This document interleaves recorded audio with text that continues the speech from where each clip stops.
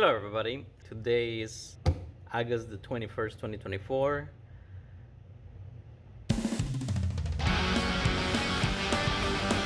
I forgot what I was saying. Why is there trash in here? Ugh, this kid's gonna have to get after that kid. Anyway, so it's currently lunch. It's B-Day, that means I don't have conference today, and that means I am tired a little bit more, but not too much. Today's a chill day. It's mostly cahoots and drawing and stuff. It's been relaxing for today. Let me log this on. Oh yeah, that's my break. I need to get my lunch.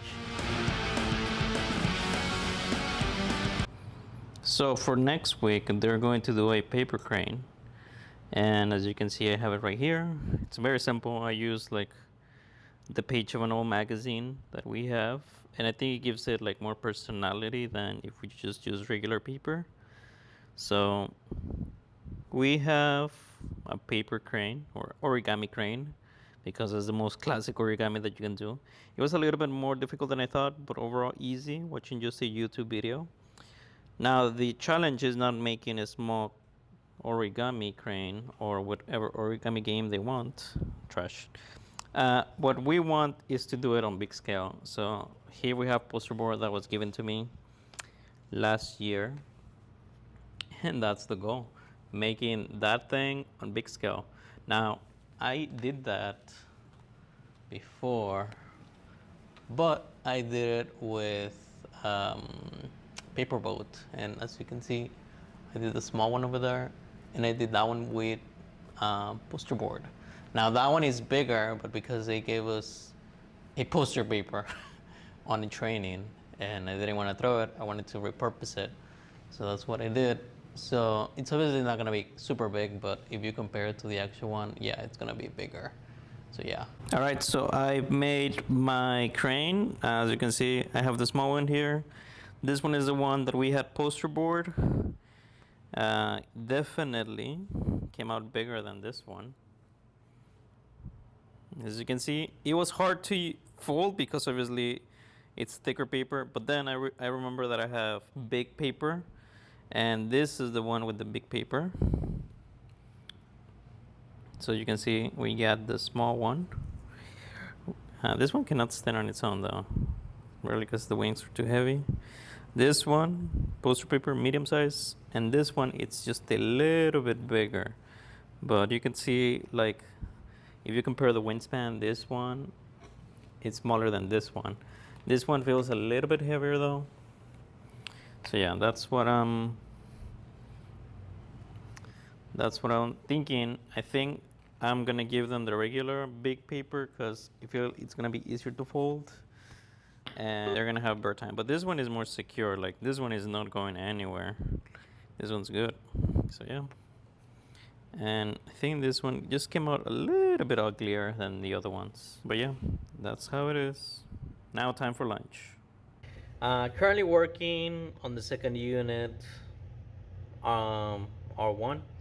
Same thing from last year. We're doing atmospheric perspective, which I think it's going to be a better lesson before we start working on the principles of art for R2.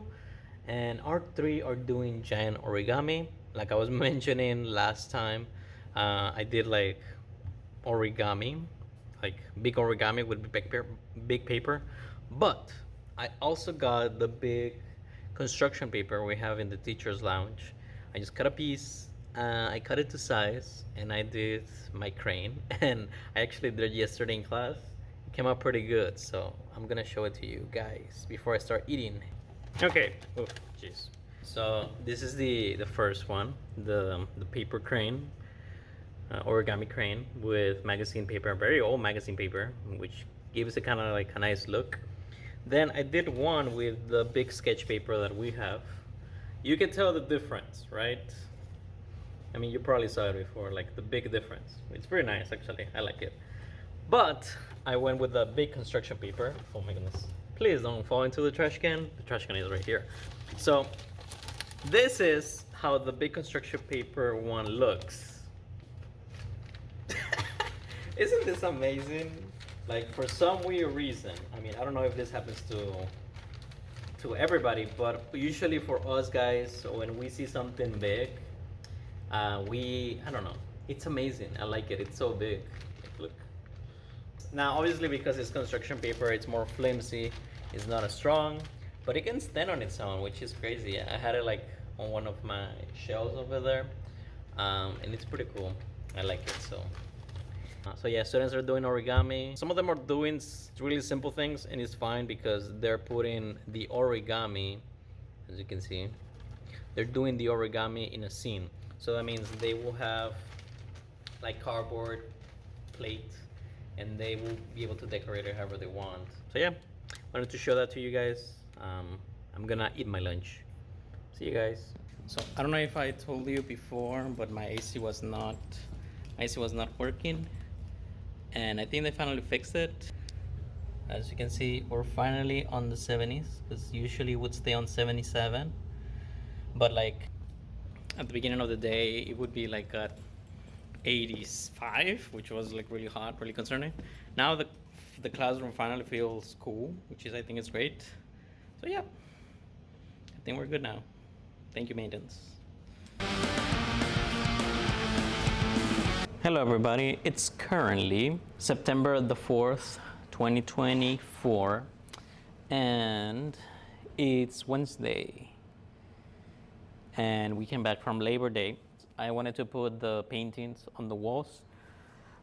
I'm gonna show you a little bit of those things. So one of the things that I learned when placing artworks, and this I learned from a book that was actually here. It's a book that was actually here on the classroom. I found that it gives you like good tips for art teachers, especially beginner art teachers. And one of the tips, it said, whenever you have artworks from the students, you want to place them around the school. Now, I could place them around the school, but I feel like I'm going to start here in the classroom to decorate it with their work. And one of the questions that I had at first, that I was like, well, we have some good work, but what about the work that is not finished or is bad?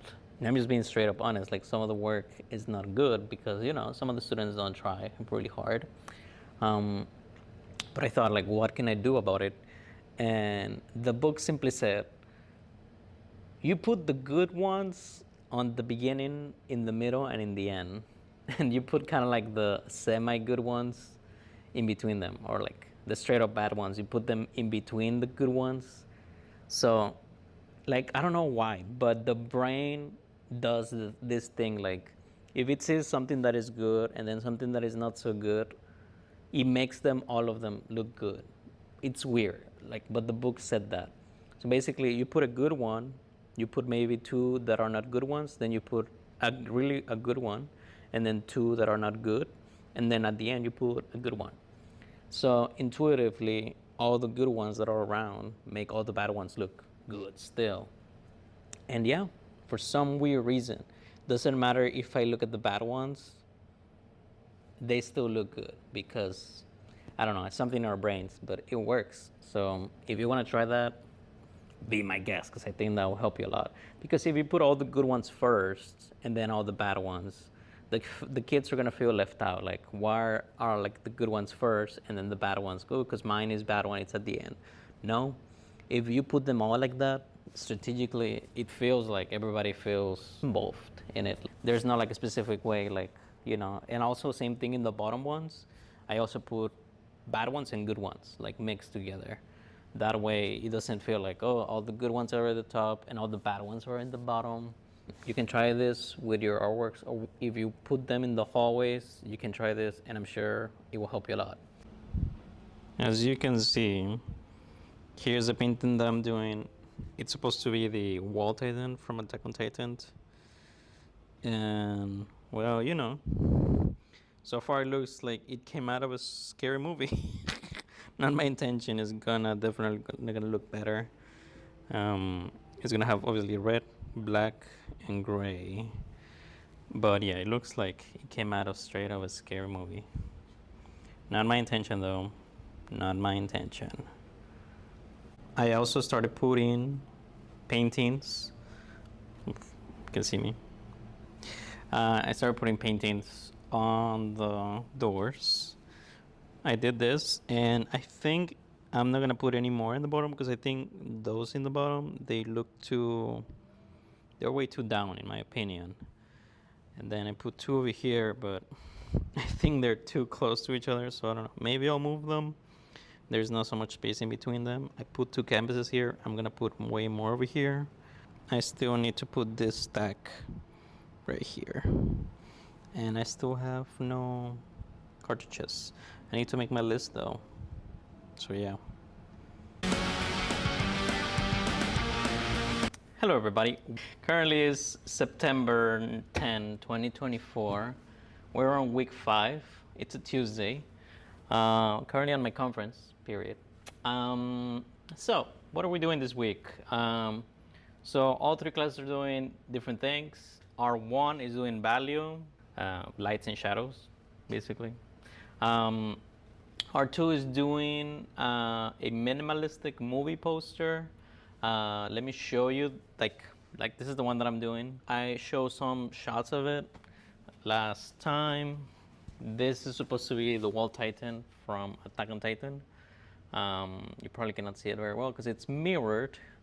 But I might have to like mirror the video once I'm editing. But this is the mirror titan, the wall titan from Attack on Titan. So yeah, we're doing a minimalist poster. Basically, students have to recreate a movie poster or a scene from a movie poster, but they can only use 4 colors, and they can also use white because white wouldn't be considered a color, right? So they're doing this. Currently, I'm doing this. It's still work in progress. I'm probably gonna finish it tomorrow, I think so. Hopefully, we'll see. But we're doing this, and for my R3s, they're working on emphasis. One of the principles of design. They're basically making a painting as well, which it needs to have a focal point, focus. So yeah, that's currently what students are working on. I did made new handouts. I'm gonna show you a little bit. So I made 2 handouts, okay, and this is inspired from YouTube videos that I saw, and I don't know where I got this idea, but I thought it might be a good exercise for the students to practice on the brush, because some students, they are not very familiar with the brushes, which is fine. They're more used to markers and pencils and stuff like that. So I decided to create these assignments so they can practice their line control and their brush control. Now the thing is, this handout is actually based from a handout I did the first year, which was very simplistic, very basic. But basically what it is that they have to use a brush, and they have to go with the brush for every single line. They have to go vertically and horizontally, and on the back page they have to go diagonally. And as you can see, I put a lot of them because realistically speaking, if you were an artist, you could do this on your own. You just have to do a bunch of lines, like a bunch of vertical lines with your brush, a bunch of or horizontal lines with your brush, a bunch of diagonal lines with your brush. Basically filling up an entire page. And this is just an exercise that you can do to help you out. So you'll probably be wondering, why did I put so many of them? Like, this looks like a lot. And the thing is, it's actually not a lot, because I did a previous version of this. So sometimes what I do with my assignments, I do them myself. Okay, like I did it to see how much time it would take me. This page took me 7 minutes to do. It doesn't take that long because you're just doing lines. The back page took me 6 minutes despite having more lines. So yeah, so what I did to solve this, I just added more lines. And you might think like, man, does that sound cruel? I don't think so, because I don't think it sounds cruel, because to me it was really easy and you're just doing lines. So I think the students should be fine having even more lines. So even I think like this is probably still not too much. They probably see this and be like, yeah, this is too much. Like, there's no way I can do this. But once you get the hang of it, you realize, yeah, this is not a big deal. Like, it's actually pretty easy. So the second page, basically they just have to fill in the shapes. And this is like the new ones that I did. I saw an image on Google that looked like this, and I figured, yeah, they can do this. They can fill in the shapes with the brush, trying not to get out of it. This is the updated version, which has more shapes on the back. It's mostly like polygons, which represent different perspectives, if you want to say that, perspectives in polygons. But basically, they just have to fill in the spaces in between. This helps them out, you know, try not to get out of the line. It's basically like you're trying to color a coloring book, basically. But it helps out, in my opinion, because in some occasions you're gonna encounter some lines or some edges on your painting is going to be straight, and some of them are gonna be curved. As you can see, we have some in circles, and we have some sharp corners on triangles, as you can see. And then we have some curves in the clouds. So even though they probably are not realizing it, they're practicing their brush movements by doing this. So yeah, I think this is a great exercise. It's something that I found online, honestly, because I needed to fill work. I need filler work. This is what it is, filler work, because my other class needs to catch up to them, because they didn't have a lot of time last week. It was a mess last week. So that's what we're doing this week. And if you're interested in these handouts, just let me know. I'll post them somewhere on the internet so you can get them. I'm sure some other people have this kind of thing online. As an art teacher, it could help you out if you need filler work, or if you want your kids to practice their brush skills. That's it. So I talked for too long. I'm gonna move on because I need to continue working. Also, another thing that I did, I finished posting the paintings that we have done so far. I put some of them there. Those, you already saw them. And then I posted more of them here. As you can see, they look really nice, to be honest. I really like how this one look. It looks like a grid. It's very satisfying to look at. And then the rest that didn't fit, I put them on the side. I think they also look pretty good. Put them on the top. In case there's more paintings, I can put them on that place going all the way over there. And I don't know if there's gonna be a space over there, but I could try. And I can reach with my steps to all the way to that second line. So in case that I need to put extras, I could put even a second layer of paintings on top. So I think this works. Don't try to use clear tape for walls like brick, because it's not gonna stick. What I use is, I use this black Blick tape, artist tape. This is actually the tape we use for the mural. On the other episode you saw the mural, this is the tape we use. So I figure if this thing got stuck to the wall for several days, it can hold the paintings. Okay, so that's what I did. I put it right here on the paintings, and it works. This tape works. I'm not sure if masking tape works. I have not tried it, but this tape really works. I mean, you can do your research anyway.